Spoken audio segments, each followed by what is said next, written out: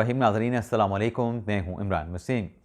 नाज़रीन 17 नवंबर है, दिन है पीर का और साल 2025 बड़ी तब्दीली की बड़ी ख़बर से अपने इस प्रोग्राम का आगाज़ करेंगे और इसके बाद हमारे वीडियो लॉग की जो दीगर अहम ख़बरें हैं, पिछले चंद घंटों में जो अहम डेवलपमेंट्स हुई हैं, वफाकी आइनी अदालत से मुतल्लिक क्या ख़बर है, वहाँ पे क्या तब्दीली आने जा रही है और फिर कौन सा नया जज आ रहा है और वो जज कहाँ पे आ रहे हैं।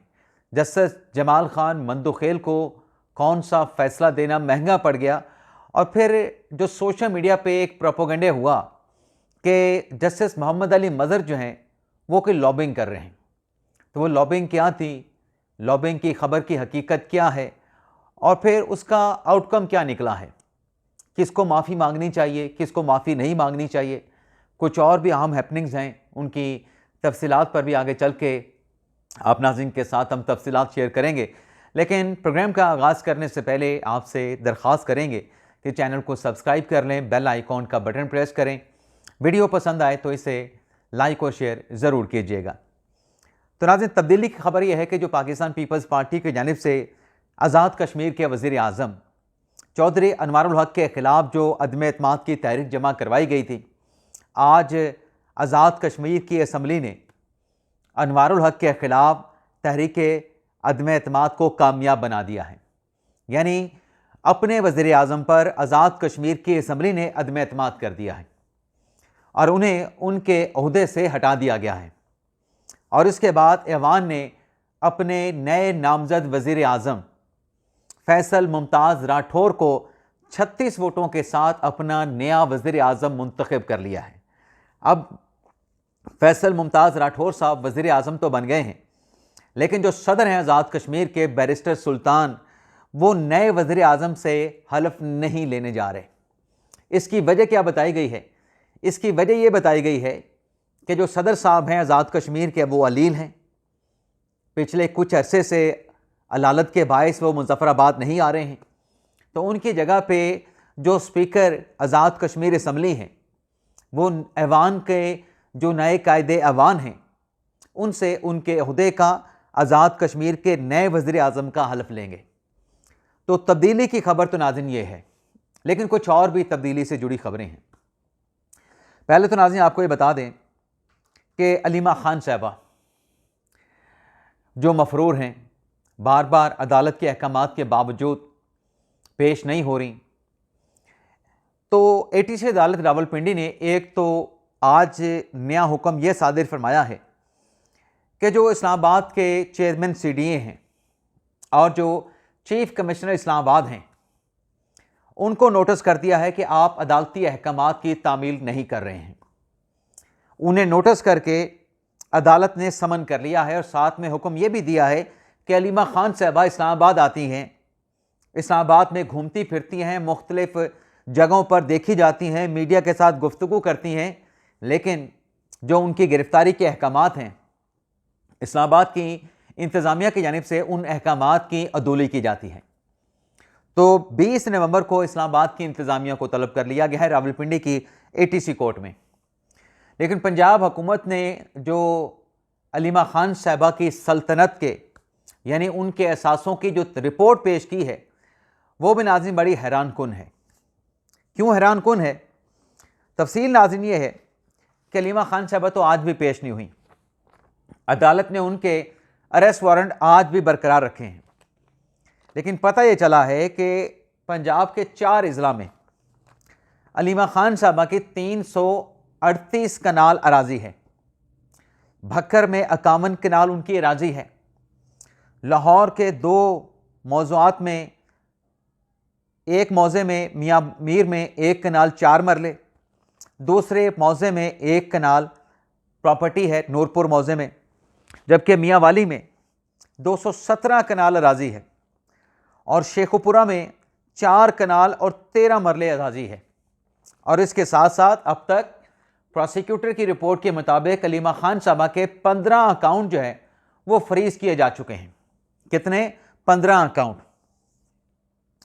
तो आप अंदाज़ा कर लें कि ये 15 अकाउंट जो है एक आम शख्स के, एक मिडिल मैन के, एक कॉमन मैन के तो हो नहीं सकते। किसी बड़े शख्स के होंगे किसी बड़ी शख्सियत के होंगे 15 अकाउंट। और फिर सिर्फ ये 15 अकाउंट नहीं, इसके अलावा ABL में अलीमा खान साहबा के 7 अकाउंट हैं, इसके 15 के अलावा 7 अकाउंट हैं। HBL में 15 अकाउंट्स हैं जिन्हें फ्रीज करने के लिए प्रोसिक्यूशन ने जो है मुतलका हुकाम को अदालती फैसले के साथ लिख दिया गया है। यानी 15 7 22 और 15 37 अकाउंट। जिस बंदे के 37 अकाउंट होंगे वो नॉर्मल आदमी तो नहीं होगा, आम शख्स या मिडिल मैन तो नहीं होगा, कॉमन मैन तो नहीं होगा। ज़ाहिर सी बात है, पैसे हैं, माल है, आमदन है। मैं नाजायज़ आमदन नहीं कह रहा, मतलब पैसे की आनियाँ जानियाँ फरावानी रवानी है तो इतने अकाउंट रखे हुए हैं। अदरवाइज़ तो आम आदमी का 1 अकाउंट या मैक्सिमम 2 अकाउंट हो सकते हैं, इससे ज़्यादा नहीं हो सकते। अब नाज़रीन आ जाते हैं वफाकी आईनी अदालत से जुड़ी और सुप्रीम कोर्ट से जुड़ी कुछ खबरें आपके साथ हम शेयर कर लें। नाज़रीन ज़राए ये बताते हैं, आज के दिन की हम बात कर रहे हैं। वैसे तो पाकिस्तान में जो हैपनिंग्स हैं वो वक्त के साथ साथ फैसले तब्दील भी हो जाते हैं। आज के दिन की बावसूख ज़राए की खबर यह है कि अगले चंद माह में जो आईनी अदालत बनी है फेडरल कॉन्स्टिट्यूशन कोर्ट, उसे इस्लामाबाद हाई कोर्ट में मुस्तकिल तौर पे जो है वो इमारत दे दी जाएगी। और जो इस्लामाबाद हाई कोर्ट है उसे उसकी पुरानी इमारत G10 में जो है वो मुंतकिल कर दिया जाएगा। और बताया जा रहा है कि इस दौरान चूँकि पुरानी जो अदालत है इस्लामाबाद हाई कोर्ट की वो थोड़ी सी खस्ता हाल या बोसीदा हो चुकी है, उसकी रेनोवेशन की जाएगी। और जैसे रेनोवेशन का काम मुकम्मल होगा अगले चंद महीनों में, ग़ालिबन अगले साल मार्च तक, इस्लामाबाद हाई कोर्ट को पुरानी अदालत में मुंतकिल कर दिया जाएगा। ये बड़े बावसूख ज़राए की बड़े अहम ओहदे पे बैठे एक बड़ी शख्सियत की खबर है। दूसरी खबर नाज़रीन ये है, जैसा कि सुप्रीम कोर्ट के जो जज हैं अमीनुद्दीन खान साहब, हसन रिजवी साहब, आमिर फारूक साहब, अली बाकर नजवी साहब आईनी अदालत के जज बन गए हैं, तो सुप्रीम कोर्ट के 4 जज कम हो गए। जस्टिस मंसूर अली शाह साहब और जस्टिस अत्तर मिनल्ला साहब रिज़ाइन कर गए, तो 4 जज पहले कम हुए, 2 जज रिज़ाइन कर गए, तो 6 जज जो है वो सुप्रीम कोर्ट के कम पड़ गए हैं। टोटल 19 जज हैं सुप्रीम कोर्ट के। अब जो 19 जज हैं, तादाद सुप्रीम कोर्ट के जजेस की 34 है कानून के मुताबिक। तो ज़राए से पता चला है कि सुप्रीम कोर्ट में एक नया जज लाने का फैसला हुआ है और वो जज किसी हाई कोर्ट से नहीं लाया जाएगा। यानी नहीं, ना वो इस्लामाबाद हाई कोर्ट से होंगे, ना वो लाहौर हाई कोर्ट से होंगे, ना वो सिंध हाई कोर्ट से होंगे, ना वो बलूचिस्तान हाई कोर्ट से होंगे, और ना ही वो खैबर पख्तूनख्वा हाई कोर्ट से होंगे। अच्छा, ना ही वो वकील होंगे, ना ही हाई कोर्ट के कोई रिटायर्ड जज होंगे। ये जज नाजरीन हमारे ज़राए के मुताबिक मियाँ गुल हसन औरंगज़ेब साहब होंगे, जो इस वक्त सुप्रीम कोर्ट में कायम मकाम जज हैं। मियाँ गुल हसन औरंगज़ेब साहब को आइंदा आने वाले दिनों में इम्कान है, इम्कान का लफ्ज़ मैं एहतियात के तौर पे इस्तेमाल कर रहा हूँ, वरना तो ज़राए की खबर जो है वो कन्फर्म है। इम्कान है कि जस्टिस मियाँ गुल हसन औरंगज़ेब जो हैं उन्हें आइंदा आने वाले दिनों में सुप्रीम कोर्ट का मुस्तकिल जज बनाया जाएगा। और इस सिलसिले में जल्द जुडिशल कमीशन का इजलास जो है वो बुलाए जाने का इम्कान जाहिर किया गया है। अब नाज़रीन आ जाते हैं वफाकी आईनी अदालत और सुप्रीम कोर्ट से मुतल्लिक जो साजिशी थ्योरियाँ पेश की गईं। आज वो साजिशी थ्योरियाँ कैसे पलट गई हैं। साजिशी थ्योरी नाज़रीन एक ये थी कि जो जस्टिस मोहम्मद अली मदर साहब हैं और जो जस्टिस जमाल खान मंदोखेल साहब हैं, ये दोनों जज साहबान लॉबिंग कर रहे हैं जस्टिस अमीनुद्दीन खान के ख़िलाफ़। और कहा गया ये दोनों जज लॉबिंग कर रहे हैं कि आईनी अदालत के सरबराह वो हों। यानी इन दोनों जजेज की लॉबिंग ये थी साजिशी थ्योरी के मुताबिक, साजिशी प्रोपेगेंडे के मुताबिक, कि अमीनुद्दीन खान साहब तो रिटायर हो जाएं और उनकी जगह पे मोहम्मद अली मदर साहब अपनी लॉबिंग कर रहे हैं कि वो आईनी अदालत के सरबराह बन जाएं, चीफ जस्टिस बन जाएं, और मंदोखेल साहब अपनी जगह पे आईनी अदालत के चीफ जस्टिस बनना चाहते हैं। तो सबसे पहले तो नाज़रीन आपको ये खुद देख लें कि वो जो साजिशी थ्योरियाँ घड़ने वाले थे, बनाने वाले थे, उनकी ये थ्योरियां गलत साबित हुई, क्या वो लोग माफ़ी मांगेंगे? क्या वो लोग जो ये साजिशी थ्योरियां घड़ के दो जज साहबान पे, मुअज़्ज़ज़ जज साहबान पे इल्ज़ामात लगा रहे थे, कीचड़ उछाल रहे थे, क्या वो माफ़ी मांगेंगे? वो ना सिर्फ माफ़ी नहीं मांगेंगे बल्कि वो एक नई साजिशी थ्योरी बेचना शुरू कर देंगे। यानी अब मार्केट में ये बेचा जा रहा है चूरन, ये सौदा बेचने की कोशिश की जा रही है कि देखें जी जमाल खान मंदोखेल साहब जो हैं, चूंकि आईनी अदालत में नहीं गए, तो आज वो सुप्रीम कोर्ट में बैठ के बड़ी बरहमी का इजहार कर रहे थे और उनकी फीलिंग्स ऐसे ही थी कि जैसे वो आईनी अदालत में बैठे हों। उनके दाएं बाएं अमीनुद्दीन खान, मोहम्मद अली मज़हर और हसन अज़हर साहब बैठे थे, तो वो आईनी अदालत ही अपने बेंच को समझ के इस किस्म के रिमार्क्स दे रहे थे। पहले तो ये जो सौदा चूरन बेचा जा रहा है, और जो ये सौदा बेचने वाले हैं या चूरन बेचने वाले हैं या प्रोपेगेंडा करने वाले हैं, वो तो अपनी तरफ से 27वीं आईनी तरमीम में सुप्रीम कोर्ट का खात्मा कर चुके थे। तो अब आप कौन सी सुप्रीम कोर्ट की बात कर रहे हैं? वो सुप्रीम कोर्ट जिसको आप ख़त्म कर चुके थे कि 27वीं आईनी तरमीम के ज़रिए अदालत उज़्मा ख़त्म हो जाएगी, और अगर अदालत उज़्मा ख़त्म नहीं हुई तो इसका मतलब है आपका प्रोपेगेंडा भी गलत था, आप अपना नरेटिव बेच रहे थे जो कि आपके सामने है कि वो हकीकत नहीं था। और फिर ये कहना कि जैसे जमाल खान मंदोखेल को अब चूंकि आईनी अदालत के वो जज नहीं बने, अब जाके उन्हें जो मंशियात के केसेस हैं, जो ड्रग स्मगलिंग है, उन केसेस के याद आ गई, तो ये भी बात गलत है।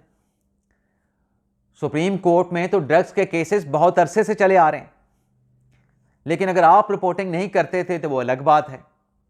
हम तो मंशियात के केसेस की रिपोर्टिंग पहले भी करते थे। आखिरी जो मैं आपको बताऊं कि एक जो बड़ा केस हुआ था मंशियात से मुतल्लिक, वैसे तो केपी हुकूमत ने भी मंशियात से मुतल्लिक एक लॉ बनाया था, वो लॉ सुप्रीम कोर्ट में चैलेंज हुआ था, अब वो मुकदमा आईनी अदालत को ट्रांसफ़र हो चुका है।